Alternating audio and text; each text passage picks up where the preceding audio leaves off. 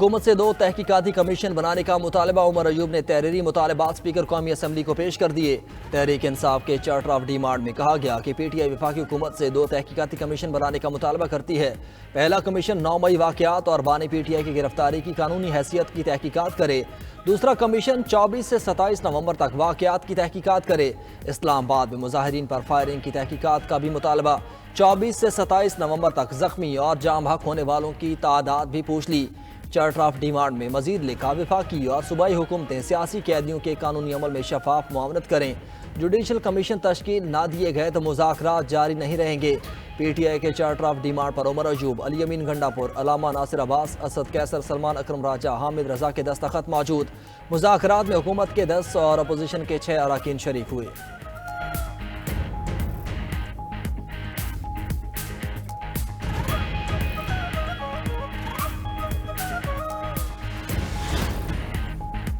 मुज़ाकरात दुरुस्त समत में जा रहे हैं। हुकूमत और अपोजिशन के दरमियान तीसरी मीटिंग खुशगवार माहौल में हुई। मुज़ाकराती अमल में बेहतर से बेहतर रास्ता ढूंढने की कोशिश की। स्पीकर कौमी असम्बली अयाज सादिक की मीडिया से गुफ्तगू। कहा, अपोजिशन ने मुतालबा किया कि बानी PTI से एक और मुलाकात करवाई जाए। हुकूमत ने उनके इस मुतालबे को तस्लीम कर लिया है। मीसाक़े मईशत और दहशतगर्दी के मसले पर सबको मुत्तहद होना चाहिए। ये पूरे पाकिस्तान की आवाम का मसला है। इस पर कमेटियों को तश्कील दिया जाए। हुकूमती कमेटी के रुकन इरफान सिद्दीकी बोले, हुकूमत अपोजिशन के मुतालबात पर 7 दिन में अपना तहरीरी मौक़िफ़ पेश करेगी।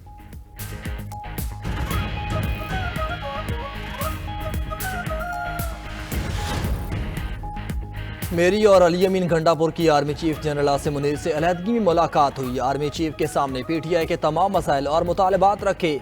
चेयरमैन PTI बैरिस्टर गौहर की सहाफ़ियों से गुफ्तगू। कहा, मुलाकात में मुल्क के इस्तेहकाम के हवाले से तमाम उमूर पर भी बातचीत हुई। मुलाकात में दूसरी तरफ से भी मुस्बत जवाब मिला। स्टैब्लिशमेंट से बराह रास्त मुज़ाकरात होना खुश आइंद है।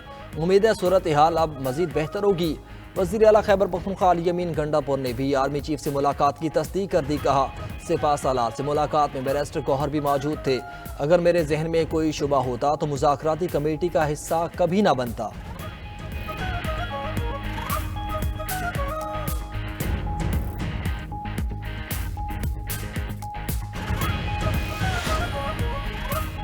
अपोजिशन लीडर उमर अयूब ने स्पीकर कौमी असम्बली पर एतमाद का इजहार कर दिया। कहा, हमें डील या ढील नहीं चाहिए। हुकूमत कमीशन बनाए, दूध का दूध पानी का पानी हो जाएगा। हमारे तमाम गिरफ्तार अरकान को कानून के मुताबिक रिहा किया जाए।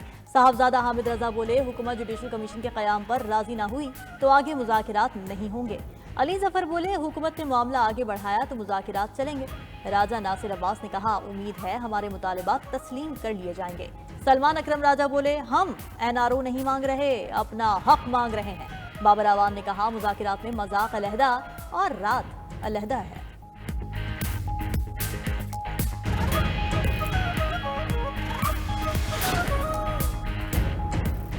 जिला कुरम के इलाके बगन में इमदादी अशिया लेकर जाने वाले काफिले पर एक बार फिर फायरिंग। काफिले की हिफाजत पर मामूर सिक्योरिटी फोर्सेस के शरपसंदों पर जवाबी फायरिंग। पुलिस के मुताबिक फायरिंग की आवाज़ें दूर दूर तक सुनी गईं। पुलिस की मजीद नफरी बगन रवाना हो गई। 35 से जायद गाड़ियाँ सुबह कुरम में दाखिल हुई थीं। सरकारी ज़राए के मुताबिक गनशिप हेलीकॉप्टर इलाके में रवाना कर दिए गए। अशिया खुरनोश का बड़ा काफिला कुरम की तरफ रवाना किया गया।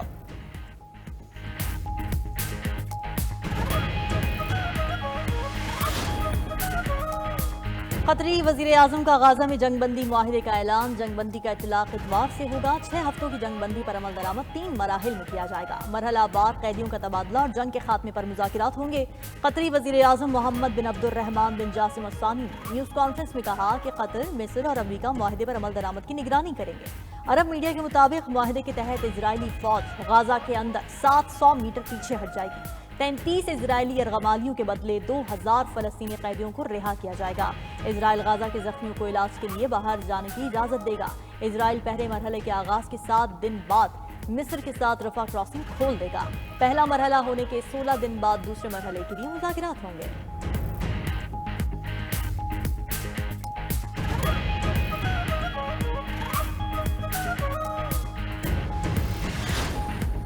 वज़ीर आज़म शहबाज शरीफ का गजा में जंग बंदी का खैर मकदम। सोशल मीडिया प्लेटफॉर्म पर जारी बयान में लिखा कि अमन के हसूल के लिए कतर, सऊदी अरब, अमरीका, मिस्र और दीगर दोस्त ममालिक की अंत तक कोशिशें काबिल फरामोश हैं। गज़ा में इंसानी इमदाद की तरसील इंतहाई अहम है। उम्मीद है कि जंग बंदी मुआहदे का मुकम्मल तौर पर एहतराम किया जाएगा। पाकिस्तानी अवाम फ़लस्तीनी भाइयों और बहनों के साथ खड़े हैं। मसला फ़लस्तीन के 2 रियासती हल के मौक़िफ़ का इयादा करते हैं। आज़ाद फ़लस्तीन ही इस मसले का पायदार हल है।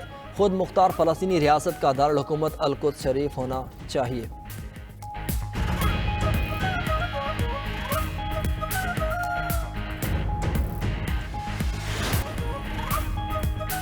सिविलियंस के ट्रायल में शहादतों पर कैसे फैसला हुआ? अदालत ने आपसे मिलिट्री ट्रायल वाले केसेस का रिकॉर्ड मांगा था। अदालत को ये रिकॉर्ड देने से इनकार कर दिया गया। जस्टिस हसन अजहर रिजवी के सिविलियंस के मिलिट्री ट्रायल केस में रिमार्क्स कहा, हुकूमती वकील को ये जवाब नहीं देना चाहिए था। वजारत दिफा के वकील ख्वाजा आरिस ने कहा कि अदालत को एक केस का रिकॉर्ड जायजा के लिए दिखा देंगे। जस्टिस मोहम्मद अली मजहर बोले, अदालत ने प्रोसीजर देखना है, क्या फेयर ट्रायल के मिलिट्री कोर्ट में तकाजे पूरे हुए। अदालत ने ट्रायल में पेश शवाहिद को डिस्कस नहीं करना। अदालत महज शवाहिद का जायजा लेना चाहती है। नेशनल जस्टिस के तहत किसी को सुने बगैर सजा नहीं हो सकती। ख्वाजा आरिस ने दलाइल में कहा कि अदालत बुनियादी हुकूक के नुक्ते पर सजा का जायजा नहीं ले सकती। अदालत ट्रायल के रिकॉर्ड का मेरिट पर जायजा भी नहीं ले सकती। जस्टिस जमाल खान मंदोखेल ने सवाल पूछा कि क्या आर्टिकल 83 में बुनियादी हुकूक वापस ले लिए गए हैं। केस की समाअत कल तक मुलतवी।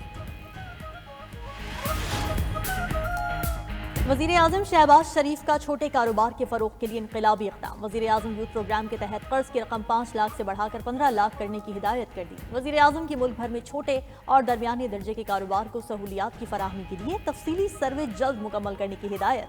कहा, कारोबार को दी जाने वाली सहूलियात को बैनुल-अक़वामी तकाज़ों से हमाहंग किया जाए। इस मकसद के लिए तरक्की याफ्ता ममालिक के मॉडल्स का इतलाक़ यकीनी बनाया जाए। SMEs के जरिए मुल्की बरामदात में इजाफा हुकूमत की तरजीह है।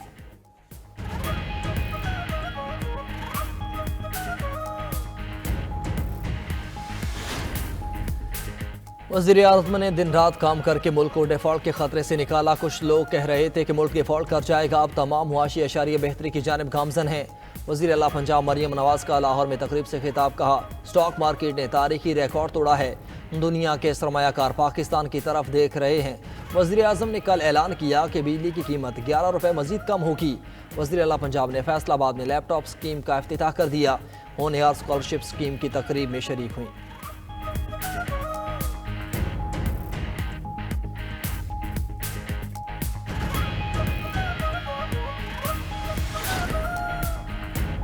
£190 मिलियन मेगा करप्शन स्कैंडल है। अगर पैसे जब्त शुदा नहीं थे तो नेशनल क्राइम एजेंसी ने हुकूमत पाकिस्तान को क्यों दिए?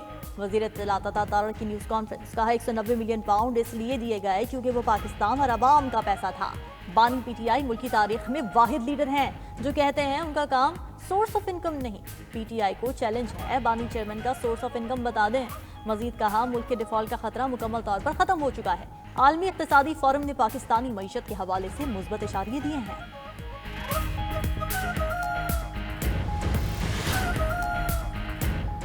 पाकिस्तान तेजी से तरक्की की जानिब गामजन। पाकिस्तान आलमी सतह पर दरपेश चैलेंजेस से निमटने की भरपूर सलाहियत रखता है। ग्लोबल रिस्क रिपोर्ट 2025 जारी कर दी गई। रिपोर्ट के मुताबिक पाकिस्तान ने मुआशी चैलेंजेस के बावजूद काबिल जिक्र कामयाबियां हासिल की। पाकिस्तान आलमी सतह पर दरपेश गैर यकीनी हालात के बावजूद आगे बढ़ रहा है। पाकिस्तान में आलमी मंजरनामे में अहम खिलाड़ी बनने की भरपूर सलाहियत मौजूद है। रिपोर्ट में मुख्तलिफ शोबों में बेहतरी और मुस्बत पेशरफ्त की निशानदेही भी की गई।